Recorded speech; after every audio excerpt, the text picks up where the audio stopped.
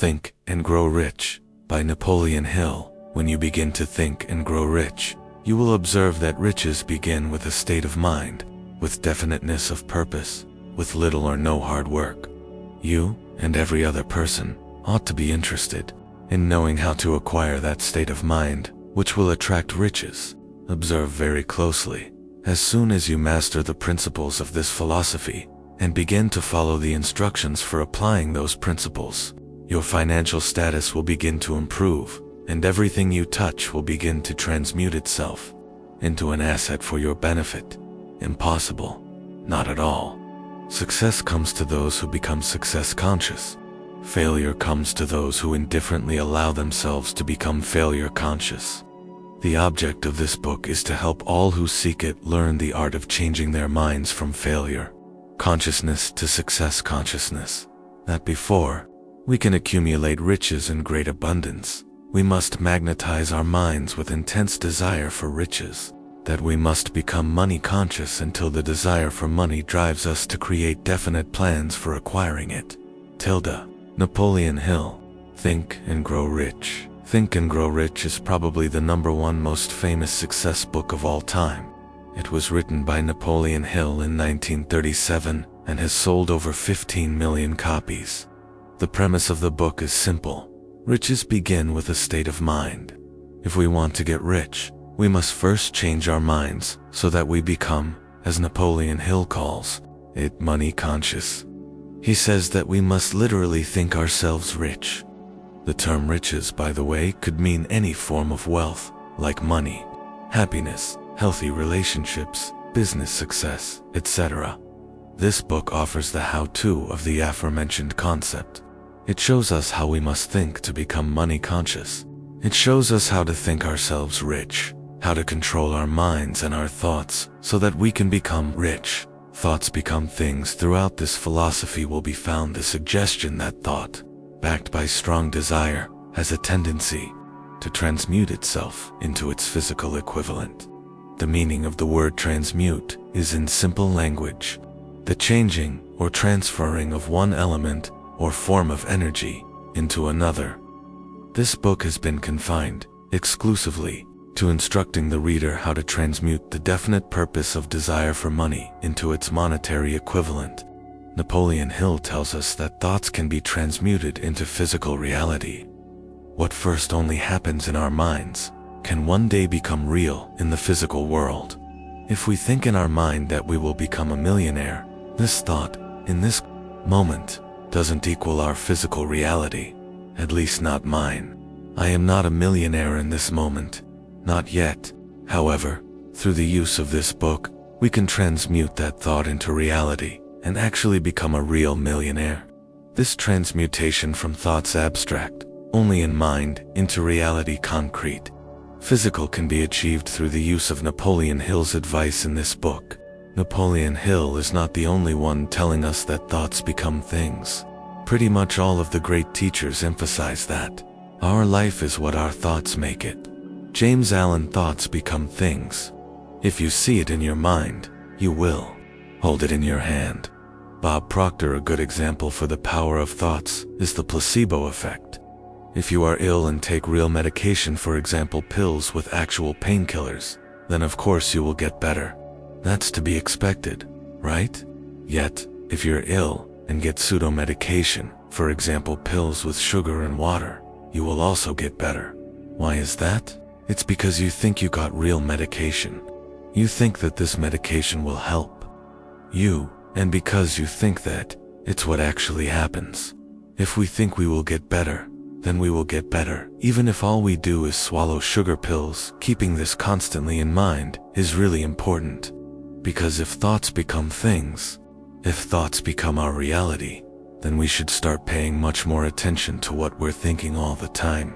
If we think failure, then failure will be transmuted into reality.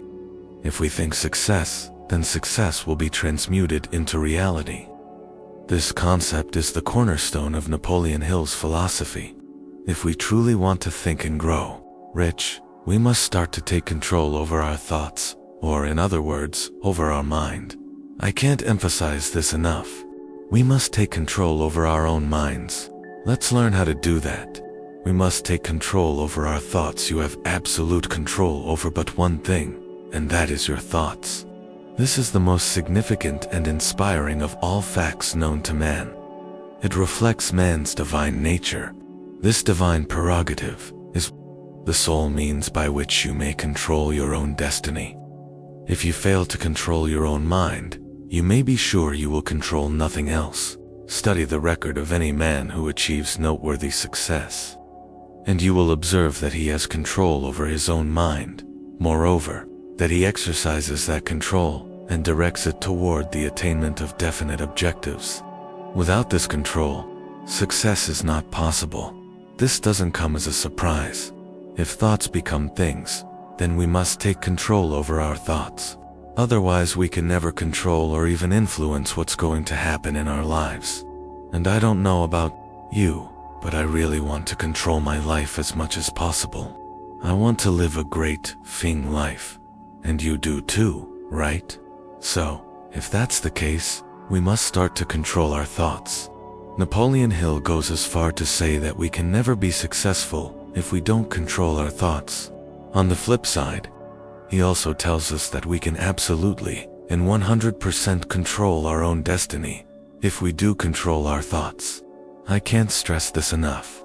Taking control over our thoughts is what this book is all about. Because if we can do that, we can create the necessary money consciousness to attract all kinds of riches into our lives. Right now you may be thinking, okay, I get it.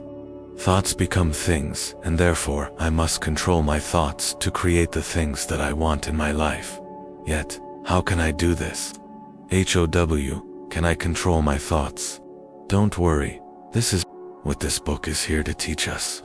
Now that we know how important our thinking is, it's time to play. It's time for some practical steps. Have a burning desire to accomplish one major definite purpose. The most practical of all methods for controlling the mind is the habit of keeping it busy with a definite purpose. Have a burning desire to accomplish one major definite purpose. There we have it. The most practical method for controlling the mind is to keep it busy with a definite purpose. In other words, we need a definite goal. Plus, we need a second thing, and that is a burning desire to accomplish that definite purpose. This is important. According to Hill, we need these two things: a major definite purpose, a burning desire to achieve that major definite purpose. Let's start with having a closer look at the major definite purpose. You'll learn about desire in the next point. So, what exactly is a major definite purpose? It's quite simply a goal that you want to achieve. It could be losing weight, gaining muscles, getting rich, getting a promotion at work, finding your soulmate, becoming a movie star, becoming a fitness model, becoming a monk, getting a new car. Could be anything that you want. What's crucial is this: it should be one major definite purpose, goal. It should be definite. These two factors are very important. First, Napoleon Hill is always referring to one major definite purpose. Not two, not three, not 20. Just one major definite purpose. Solely one thing that you want to accomplish. In my opinion, the reason for this is obvious. If we focus on achieving one purpose, then the chances of actually achieving it are pretty big. There are not 10, 20, or 30 things to do anymore. There's just one.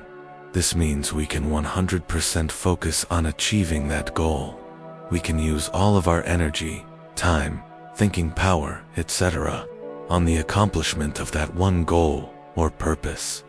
Think about it this way. If you have person A and person B, who are both trying to achieve the same goal of getting a promotion at work. For person A, it's the only goal he has, but person B has 4 other things he's trying to accomplish. Person A is completely focused on getting promoted, so he works longer hours than person B. Person B can't work longer because he also has to work on achieving his other goals. Person A is the first to arrive at work and the last to leave. He takes a lot of responsibility and reads books about how to get better at his job and books on how to get a promotion. Person B, on the other hand, reads books about his other goals And while person A is working on getting promoted, person B is working on achieving other things. In that scenario, it's pretty obvious that person A will get the promotion and achieve his goal. It's only fair too, because he invested much more time and energy than person B. All person A was focusing on was the promotion at work, while person B's focus was scattered on many other things. Here's another example. Again, person A and person B both want to achieve the same goal. They want to win a prize for building the biggest hill of sand on the beach. For person A, it's the only goal, but person B simultaneously also wants to dig the biggest hole on the beach.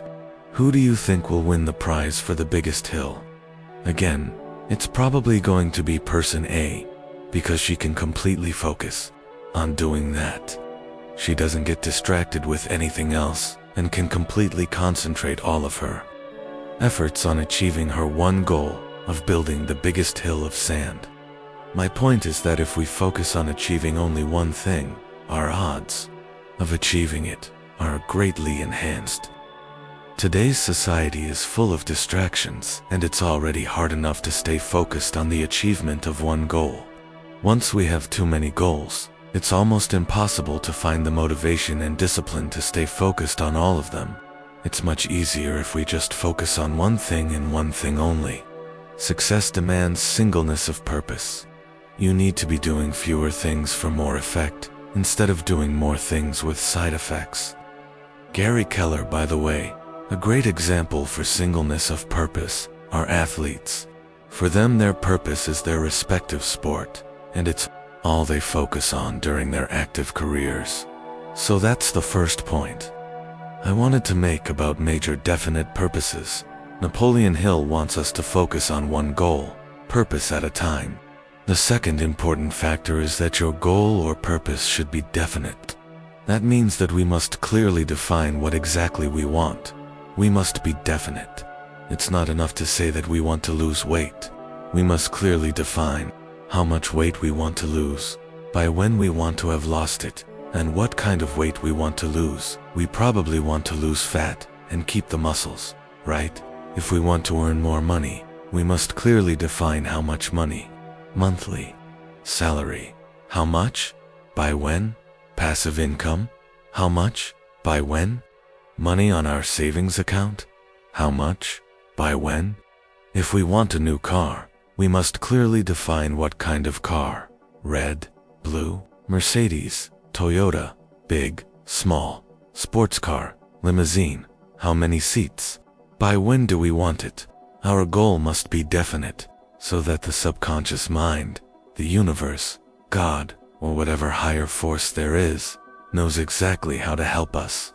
This may sound silly, yet it's exactly how it works. Let's say you want to buy 4 roses, but tell the flower seller that you want some flowers. How big are the chances that you will actually get exactly 4 roses? It's almost impossible, isn't it? How on earth should she know that you want 4 roses if you don't tell her specifically? And it's exactly the same with the universe, subconscious mind, God, whatever. What the FCK should a better job be? It could be anything. So we have to get specific on what we want for our major goal. In Napoleon Hill's words, we must have a major definite purpose. So that's basically the 2 things on which Napoleon Hill focuses on when it comes to our purpose. Goals focus on one goal at a time. Make your goal DEFENI. That's what Napoleon Hill constantly repeats like a madman throughout the book. That we should always focus on achieving one major definite purpose. We must direct all of our energy, time, and resources on that one thing. Most importantly, as you'll learn in the rest of this summary, we should also direct all of our thinking towards that one major definite purpose. That goal, our major definite purpose, should make up the dominating thoughts of our minds. It should become an all-consuming obsession until we achieve it. It should be constantly on our minds. It should almost be all that we think about. Achieving that major purpose is the most important thing in our life, and the way we turn that major purpose into an all-consuming obsession is through the help of desire, which we'll talk about right now in point 4. Note asterisk, Unfortunately, Napoleon Hill doesn't describe how we can figure out our major definite purpose. If you're not sure about that yet, then the goal-setting guide that you got as a bonus with your purchase should be of help. Burning desire is the starting point of all achievement. Desire is the starting point of all achievement. I wish to copy the thought that all achievement, no matter what may be its true nature or its purpose, must begin with an intense, burning desire for something definite. I had learned, from years of experience with men, that when a man really desires a thing so deeply that he is willing to stake his entire future on a single turn of the wheel in order to get it, he is sure to win. A burning desire to accomplish one major definite purpose is Napoleon Hill's official first step to riches, and, in my opinion, by far the most important. You already know what a major definite purpose is, so now let's look at why it's so important to have a huge desire to accomplish that. Why is desire the most important step? Because if we really want something, then we're very likely to find a way to do it. If our desire is big enough, if it's really a burning desire to achieve something, then we will do almost anything to achieve it. We will automatically feel motivated all the time. We will put in the hard work, and we will do what's necessary to achieve that burning desire. Accomplishing that desire is what's constantly on our minds. It becomes a burning obsession. We just must accomplish it. It's all we can think of. Think about it. Have you ever wanted to lose some weight or gain some muscle mass, for example? Chances are you have. Most of us have. So, in the beginning you were probably very motivated. For a few weeks you were exercising regularly and eating healthy, but then all of a sudden that early motivation was gone and you just stopped. You went from truly wanting and desiring it to just kind of wanting it. Maybe you're still eating fairly healthy and are exercising a bit here and there, but you lack the necessary drive or discipline to really do what it takes to lose that weight or gain those muscles. This has happened to me many times. The problem is that the desire is or was simply not big enough. Yes, we probably all do want to have a better body, but for most of us, it's not something that we want bad enough. On the other hand, take for example a bodybuilder. For him, building a superior physique is a huge desire. It's very likely the most important thing in his life. He will do everything to pack on some more muscles and get rid of those last pounds of fat. Improving his body is constantly on his mind. He thinks about it first thing after waking up and last thing before he drifts off to sleep. It's his number one thing. It's his obsession, his burning desire. Many people often say things like, "If I really wanted it, I could do it." And they're right. Think about it. If you really wanted to have a perfect body, if it was an obsession for you, if it's all you thought about all day long, do you think you could do it? Of course you could. It's not so freaking complicated. Eat healthy, exercise, and be persistent. If your body is all you focus on, it's not that hard to achieve a better body or the kind of body that you desire. Again, the problem for most of the people is a lack of motivation, and a lack of motivation always stems from a lack of desire. If we're not motivated, we don't want it bad enough. This is hugely important. If we truly desire something, then we will do what it takes. Napoleon Hill says that big desires bring about big results. Weak desires bring weak results. The starting point of all achievement is desire. Keep this constantly in mind. Weak desires bring weak results, just as a small amount of fire makes a small amount of heat. If you find yourself lacking persistence, this weakness may be remedied by building a stronger fire under your desires. Do we really want something? We will do what it takes. Do we kind of want something? We will give up at the first sight of defeat. That's the difference. That's why a burning desire is so important. Good examples for people with a burning desire are great athletes. The Roger Federers, Lionel Messis, Kobe Bryants of this world. For them, being the best at what they do is a huge desire. They all started with their sports at a very early age and never changed course. They will do all it takes to become the best at their craft. They work longer and harder than everybody else. They make huge sacrifices. They do everything it takes to achieve their dreams. And the reason why they can do this is because their desire is big enough. It's a truly burning desire. And that desire is what they are constantly thinking about. It's what makes up their dominating thoughts. It's their all-consuming obsession. For me, this realization was groundbreaking. Whenever I set myself a goal in the past that I didn't achieve, I now realize that the desire was simply not big enough. The desire to achieve that goal was not enough. It wasn't a burning desire. It wasn't an obsession. It wasn't something I focused on enough. It wasn't something I thought about all the time. Here are the two things that define what a burning desire should look or feel like. 1. The burning desire makes up the dominating thoughts of our mind. We constantly think about it all day long. It's what's on our minds 24/7 from the minute we wake up to the moment we fall asleep. We possibly even dream about it in the night. And because we keep our desire constantly in mind, it will become a burning obsession. That's a great thing. That's what's necessary. That's what separates us from the rest. That guarantees that we will do all it takes. 2.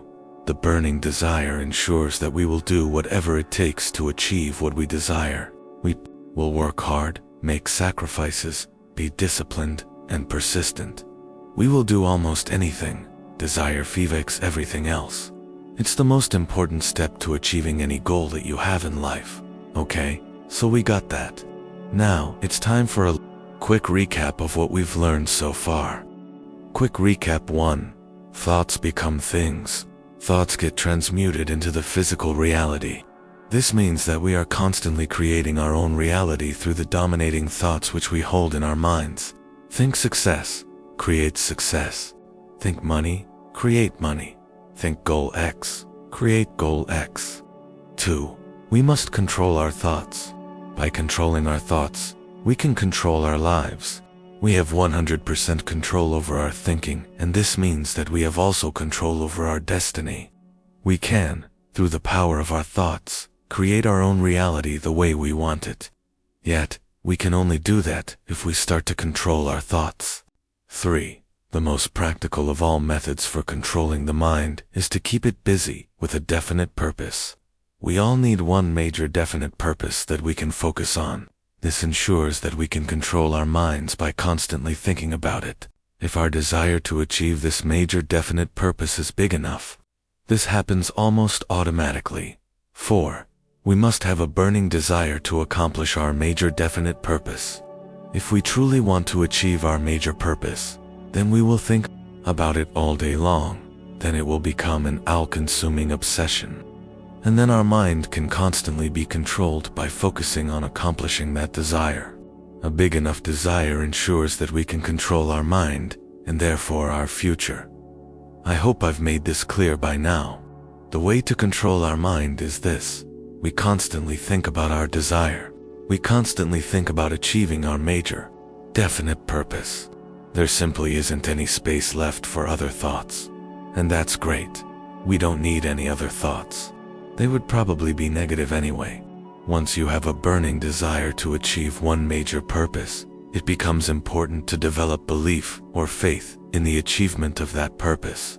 This is what you'll learn right now. Have faith that you will succeed. I believe in the power of desire backed by faith. Faith is the external elixir, which gives life, power, and action to the impulse of thought. We must develop the faith or belief that we will accomplish our major, definite purpose. We must believe, have faith, that it will happen. Once we know what we want, we must create in ourselves the belief that we can do it. Hill states that the emotion of faith is what gives life, power, and action to the impulse of thought. In other words, if we want to transmute our major definite purpose into physical reality, we must have faith. We must believe, and we must be convinced that we will accomplish our major definite purpose. Again, this is something that all the great teachers tell us. Whether you think you can or you think you can't, you're right. Henry Ford believed you can succeed, and you will. David J. Schwartz, believe you can, and you're halfway there. Theodore Roosevelt, only when we believe that something is possible, it can become possible. Once we believe that we will become rich, we actually will become rich. This is again what the placebo effect is all about. If we think we will get better, then we will get better, even if all we do is swallow sugar pills. If we think we will achieve our goal, then we will achieve our goal. How do we develop that faith or belief? How do we get convinced that we can achieve our purpose? How can we believe in the accomplishment of what we desire? That's what you'll learn now. How to create faith, visualizing, and believing. In the attainment of desire, faith is a state of mind that may be induced or created by affirmation or repeated instructions to the subconscious mind through the principle of autosuggestion. You may convince the subconscious mind that you believe you will receive what you ask for. Making repeated affirmations to your subconscious mind is the only known method of developing the emotion of faith voluntarily. Perhaps the meaning may be made clearer through the following explanation as to the way people sometimes become criminals. Stated in the word of a famous criminologist, when people first come into contact with crime, they abhor it. If they remain in contact with crime for a time, they become accustomed to it and endure it. If they remain in contact with it long enough, they finally embrace it and become influenced by it. Napoleon Hill says that making repeated affirmations or instructions to our subconscious mind is the only known method to develop faith. For me, this means that we must constantly bombard our minds with affirmations and visualizations that tell it that we can and will achieve our major definite purpose. We must see and feel ourselves as if we've already achieved our purpose. This way, over time, we can convince our subconscious mind that we believe in the achievement of our major definite purpose. The concept of visualizing our desired outcomes as already achieved is something we find in almost every self-help success book. We must see our goal as already achieved in our mind first, before it can manifest itself in the real world. We must visualize our desired future as if it was already real. By doing that, we create the necessary feeling of faith that is needed to accomplish our goal. If we constantly tell our mind that we already have achieved our desired outcome, it will slowly start to believe that it's true. It will slowly get convinced that we can actually accomplish our goal. This is the way through which we develop the faith or belief that we will succeed. Let us imagine that there's a magic pill that would automatically make you accomplish your goal. That pill would give you all the necessary ideas, financial means, business partnerships, confidence, etc., that you would need to succeed. You know what that pill is. It's faith. It's the placebo effect.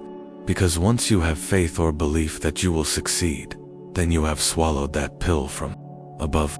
Then you will get the ideas, financial means, partnerships, the confidence, energy, and whatever else it takes for you to achieve the desired outcome. Then you make the placebo effect work for you. Just remember how powerful that effect is. If it can heal severe illnesses with a bunch of sugary pills.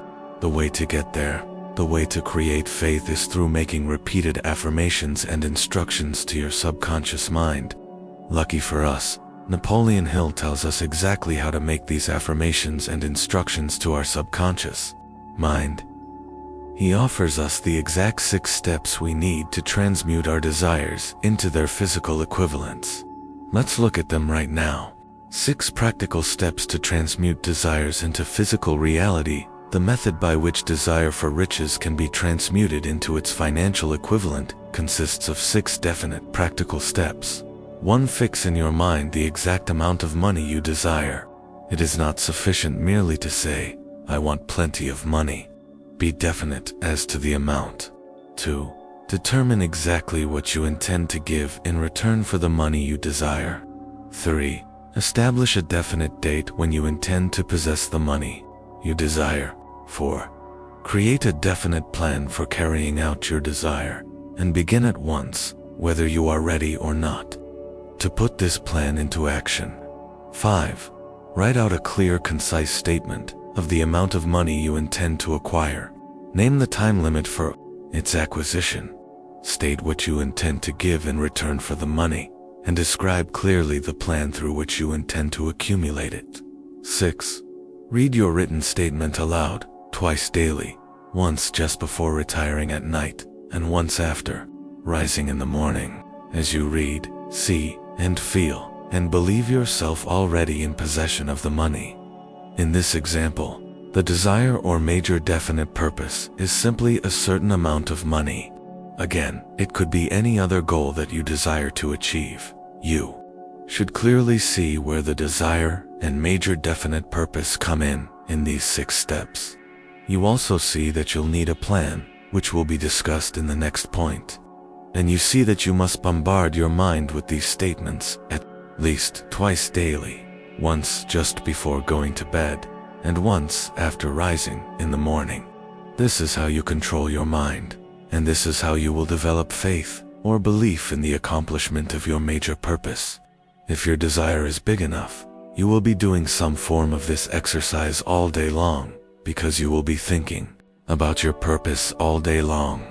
This is how you control your mind, by keeping it busy with a definite purpose, burning desire to accomplish one major definite purpose is really the most important thing. Once you have that, you will automatically think about it all the time, and therefore also create the necessary faith or belief. You will do almost anything to achieve it. Just constantly remind yourself of your desire, and that desire will become an all-consuming obsession in no time. Once you're obsessed with something, you will find ways to make it happen. Before we move on, I want to make something clear. Napoleon Hill emphasizes that these 6 steps must be executed persistently, day in and day out. Only through persistent application can we successfully influence our mind, create faith, and let our desire develop into a burning obsession. If you're looking for a way to achieve your goals, look no further. According to Hill, these 6 steps are what it takes to transmute any desire into its physical equivalent. Create a plan to achieve your major definite purpose when riches take the place of poverty. The change is usually brought about through well-conceived and carefully executed plans. Poverty needs no plan.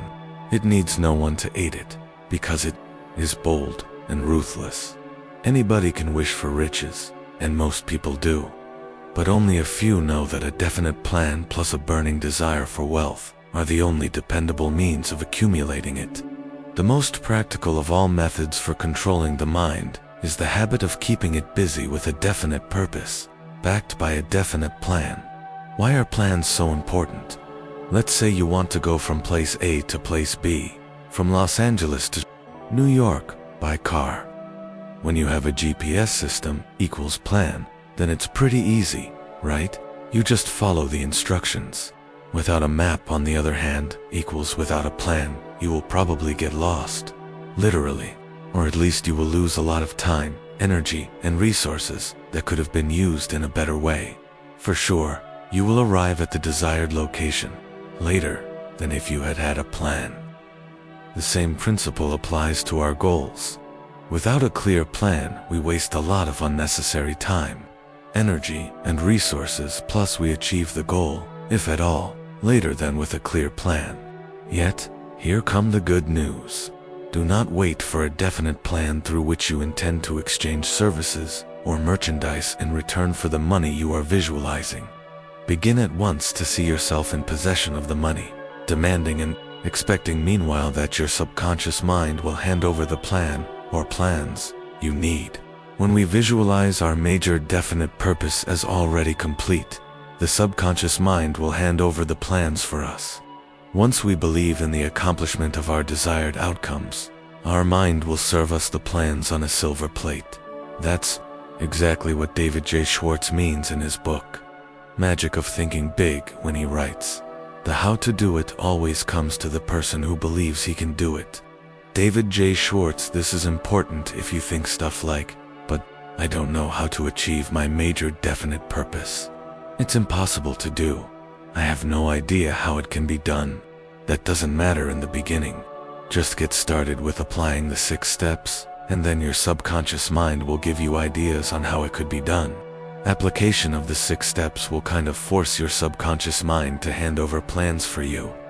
The how to do it, or the plan, will almost mystically appear once you start visualizing your goal as already achieved. Oh, and one more thing. It doesn't matter if the first plan isn't particularly good. Just get started. When the first plan fails, create a new plan. You can find out why this is important right now. If your first plan fails, replace it with a new one. If the first plan which you adopt does not work successfully, replace it with a new plan. If this new plan fails to work, replace it, in turn, with still another, and so on, until you find a plan which does work. Right here is the point at which the majority of men meet with failure, because of their lack of persistence in creating new plans to take the place of those which fail. The majority of people are ready to throw their arms and purposes overboard and give up at the first sign of opposition or misfortune. A few carry on, despite all opposition, until they attain their goal. This is huge. When a plan fails, then we must create a new plan.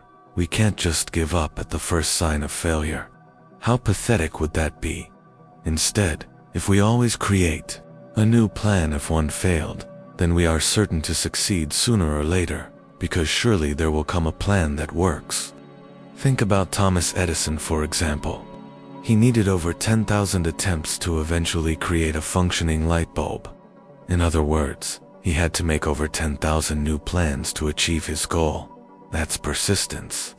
Let's say you want to lose weight, and your plan is to make a low-fat diet. Because low-fat diets suck, in my opinion, you fail and don't lose any weight.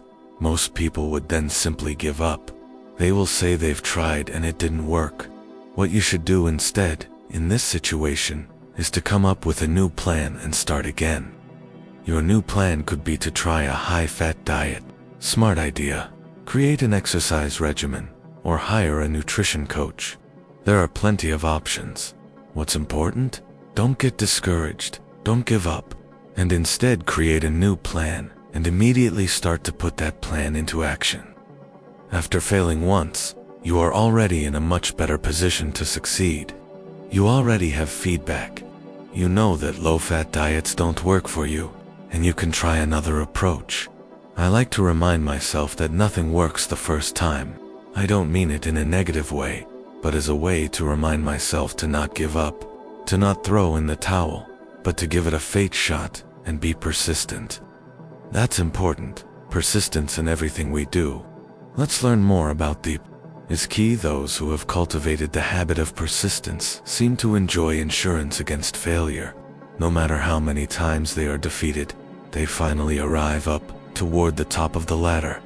Sometimes it appears that there is a hidden guide whose duty is to test men through all sorts of discouraging experiences. Those who pick themselves up after defeat and keep on trying arrive, and the world cries, "Bravo, I knew you could do it." The hidden guide lets no one enjoy great achievement without passing the persistence test. Those who can't take it simply do not make the grade. Without persistence, you will be defeated, even before you start. With persistence, you will win. This is the same principle as discussed earlier. Even if the first 1,000 plans have failed, we still have to keep going and create a new plan. No matter how many times we fall down, fail, feel like a total loser, get discouraged, feel like giving up, it doesn't matter. It's all part of what Napoleon Hill calls the persistence test. It's good to remind ourselves that we must be in everything we do. We can't build muscle, lose weight, build a business, or do anything else noteworthy from one day to the next. We need to be patient and persistent. This means we must also be persistent when applying the principles of this book. We must apply his 6 steps consistently, not just for a week or two, but consistently over a long period of time. Napoleon Hill says that this is crucial if we want to influence our subconscious mind and create a money success consciousness. We must pay the price of persistence. Remember, there is no such possibility as something for nothing. Ability to reach and influence your subconscious mind has its price, and you must pay that price.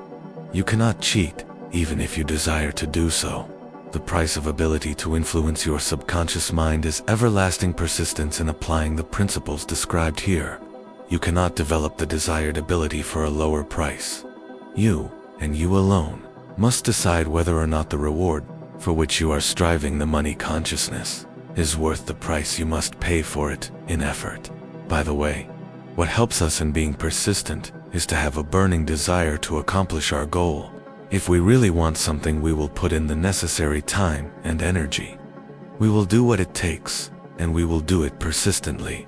That's why I always want to remind you that desire is the most important ingredient whenever we try to achieve a goal or purpose. When we want it bad enough, we will find ways to make it happen, and we will be persistent until we succeed. With enough persistence, we enjoy an insurance against failure. How cool is that? Who needs car insurance if you can have insurance against failure? Funny enough, in our society almost nobody gets an insurance against failure by being persistent. But most of the people get a car insurance. Create a mastermind to help you achieve your one major definite purpose. The mastermind may be defined as coordination of knowledge and effort in a spirit of harmony between two or more people for the attainment of a definite purpose. A mastermind is a group of people who work together for the attainment of a definite purpose. This is pretty simple and straightforward. A mastermind brings a host of benefits that will help us in accomplishing our major definite purpose. If you want to build a business, a partner brings additional knowledge, effort, money, and depending on the partnership, a host of other things. You and your partner can motivate each other when times are tough, and each of you brings his or her own ideas to improve the business. One of the most important things that a mastermind can bring you is faith. If you have powerful people in your mastermind, chances are that you'll believe that, with the cooperation of your mastermind allies, you will achieve your definite purpose. Let's say you want to lose 5 pounds. If you hire a professional trainer, your chances of achieving your major definite purpose are much better than without a trainer. Your coach will bring all the necessary knowledge about how someone can lose weight. Your coach will motivate you and make sure that you stick to your plan. He or she will lift you up when you're down. And again, most importantly, with a coach you will have more faith that you can lose the 5 pounds. I'm not sure if that example would technically be a mastermind, but it shows clearly some of the benefits of finding other people to work with you on achieving your major definite purpose.